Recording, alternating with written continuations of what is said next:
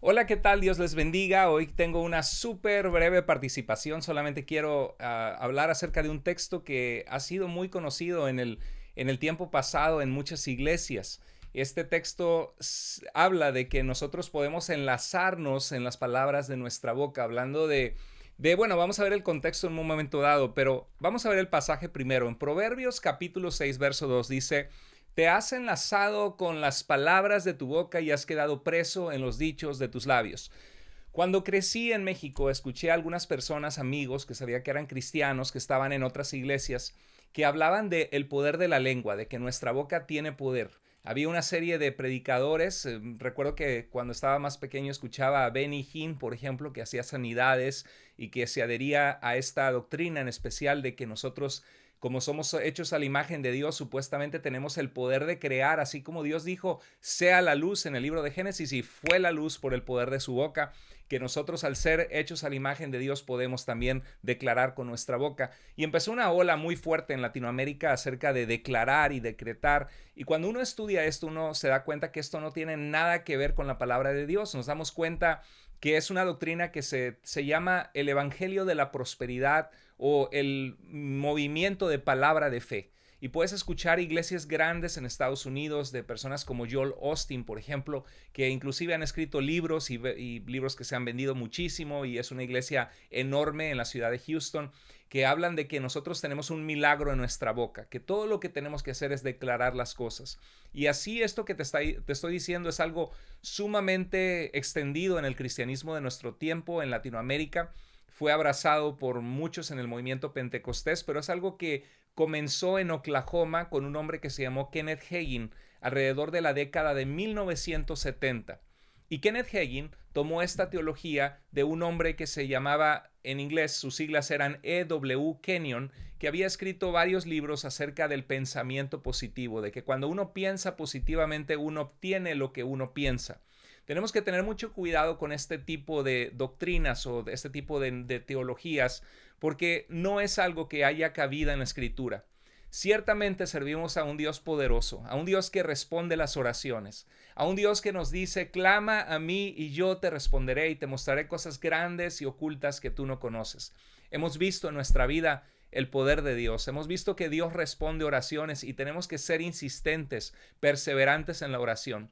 Sin embargo, este movimiento de nuestros tiempos donde la gente dice yo declaro, yo decreto, es algo que es totalmente ausente de la palabra de Dios. No somos un rey para decretar cosas, ni tampoco tenemos poder en nosotros mismos para declarar, ni siquiera en el nombre de Jesús, que es un nombre sobre todo nombre, que es Dios hecho carne, que hay autoridad en Jesús, que aún los demonios se sujetan a su nombre.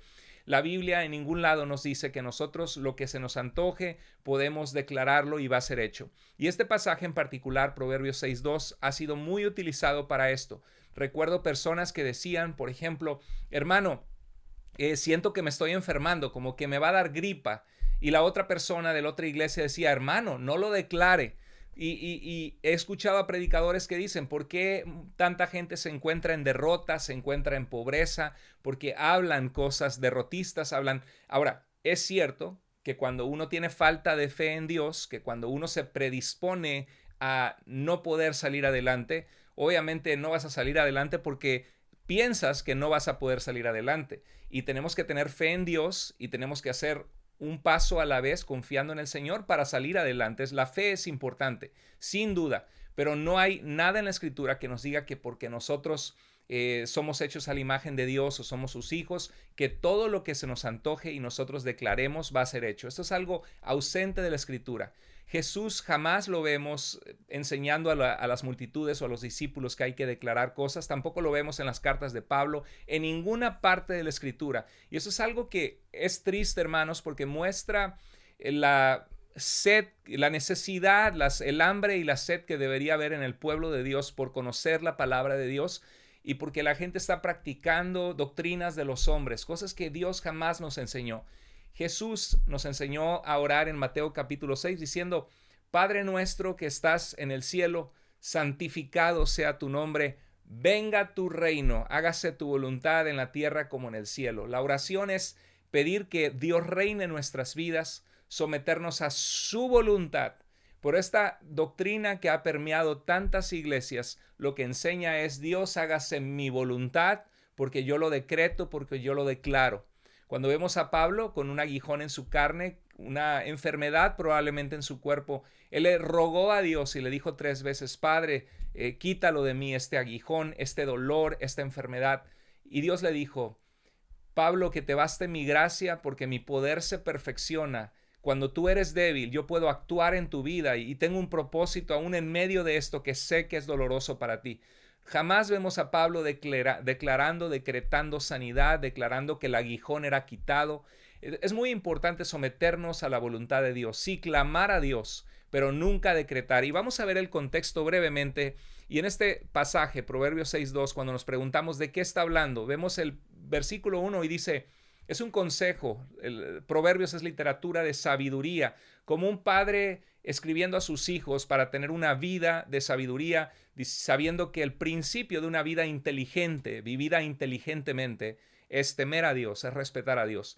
Y en este pasaje dice: hijo mío, si salieres fiador por tu amigo. ¿Qué es un fiador? Si alguien te pide: oye, préstame dinero con esta persona, si yo no le pago, tú eres mi aval y me van a poder dar el préstamo. Mucho cuidado, ¿no? Aquí hay sabiduría de parte de Dios. He conocido personas que firmaron para un auto para alguna persona. Esa persona fue irresponsable en los pagos y después se vinieron contra ellos porque la otra persona no cumplió su parte. O yo voy a firmar por el departamento, la otra persona se sale y te queda a ti la deuda. Mucho cuidado. Nunca firmes con una persona irresponsable, con una persona que no conoces lo suficiente. Como dijera mi padre, nunca prestes más de lo que estás dispuesto a perder. Y dice este consejo de la Biblia: si sales fiador por tu amigo, si has empeñado tu palabra a un extraño, o sea, tú le has dicho yo voy a pagar por él. Ahora sí vemos el contexto, lo que está con el texto del versículo 2, y dice: te has enlazado con las palabras de tu boca y has quedado preso en los dichos de tus labios. No es que tú dijiste: ay, se me hace que no me van a dar el trabajo. Ya lo declaraste. O decir: ay, como que me va a dar gripa. No lo declares, hermano, porque te va a dar gripa. O sea, ¿qué es esto con la vida cristiana? Es como que nos volvemos supersticiosos, como toco maderas que no vaya a ser así, ¿no? No te metas abajo de una sombrilla porque es de mala suerte. No, como cristianos no creemos en esto. Dios está por encima de nuestros errores o de nuestra falta de fe. Servimos un Dios misericordioso y bondadoso. Y Dios nunca va a decir: ah, porque dijiste, creíste que te ibas a enfermar y lo decretaste o lo declaraste, te vas a enfermar.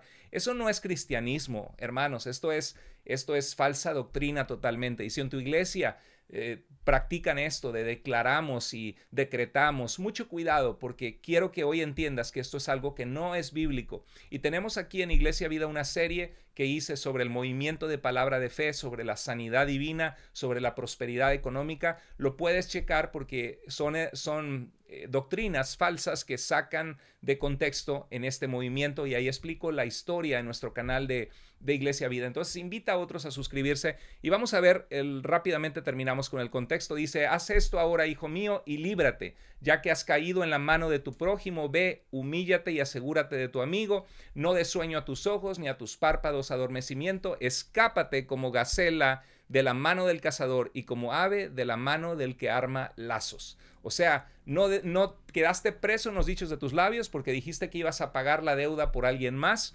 No te metas en deudas que pueden destruir tu economía, la situación de tu familia, porque quedaste preso en las palabras de tu boca. ¿Por qué? Porque prácticamente era la forma de afianzar un contrato en la antigüedad, dar tu palabra. Así que cuidado, hermanos, en ninguna parte de la Biblia nos enseña de declarar o decretar. Como cristianos, oramos a Dios, clamamos a Él, confiamos en su misericordia. Y sí, hay que tener fe, hay que crecer en fe porque Dios quiere que tengamos fe en su voluntad, pero con mucho cuidado, porque Dios también a veces en la oración, Él dice: no es mi tiempo, no es mi voluntad, como le dijo al apóstol Pablo. Dios puede decir sí, y Dios contesta muchas oraciones, y contesta muchas veces de maneras asombrosas, se glorifica, produce en nosotros confianza en Dios, gratitud. A veces Dios dice: sí, hija, hijo, pero ahora no es el tiempo. No es el momento, yo tengo mi tiempo, sigue, permanece fiel. Entonces Dios dice que sí, pero no es el momento. Y hay ocasiones en que Dios, como a Pablo, le dice no. Y nosotros no nos podemos ir contra la voluntad de Dios y decir: no, pero ya lo decreté, ya lo declaré, ya lo dije con mis labios. No, No funciona así la cosa. Servimos a un Dios soberano que sabe más que nosotros, que es infinitamente más sabio que nosotros, y como sus hijos nos sometemos a su voluntad, lo amamos, clamamos a Él, y muchas veces el corazón de Dios es tan maravilloso porque Él contesta oraciones, porque su corazón es movido a misericordia y Él actúa por sus hijos. Así que confiemos en Dios, no estemos declarando ni decretando, pero sí teniendo fe y clamando a nuestro Dios. Espero que este programa sea de mucha ayuda, de mucha bendición.